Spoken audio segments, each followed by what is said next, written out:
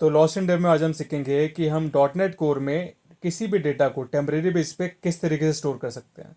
तो डायग्रामेटिकली इस चीज़ को मैं आपको उससे पहले समझा देता हूँ।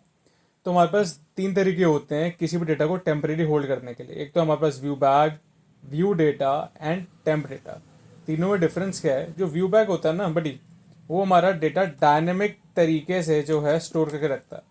On the other hand view data और टेम्प डेटा, हमारा जो डेटा है वो एज एन एक ऑब्जेक्ट की फॉर्म में स्टोर करके रखता है। अब इसका क्या मतलब है, इसको प्रैक्टिकली करके हम समझते हैं। तो हम आ जाते हैं कोड पर। हम यहाँ पर एक टेम्परेरी एक लिस्ट बना लेते हैं, वेर आइटम्स इज इक्वल। अब हम इस डेटा को तीनों तरह के जो हमने टेम्परेरी स्टोरेज हमने देखी है उसमें स्टोर करते हैं। अब हम इंडेक्स व्यू में इन तीनों को एक्सेस करते हैं, देखते हैं क्या तरीका में डिफरेंस है। और याद रखना, हमने एक लिस्ट पास करी है। तो जैसे ही हम इंडेक्स व्यू में आएंगे, एक्सेस करने का क्या तरीका है, यहाँ पर एक पहले हम रो बना लेते हैं जल्दी से। 3 में सबसे पहले जो हम करेंगे वो करेंगे हम व्यू बैक का डेटा एक्सेस।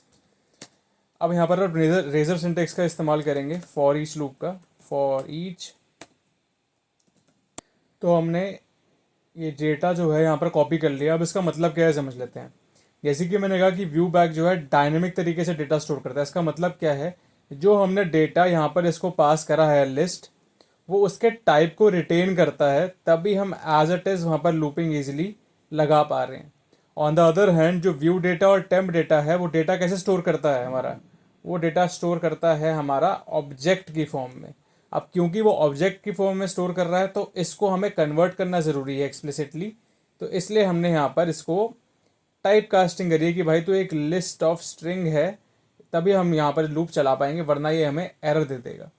तो अब इसको रन करके देखते हैं कि प्रोग्राम हमारा वर्क कर रहा है या नहीं। तो डेटा हमारे पास यहाँ पर आप देखेंगे आ रहा है सारा का सारा।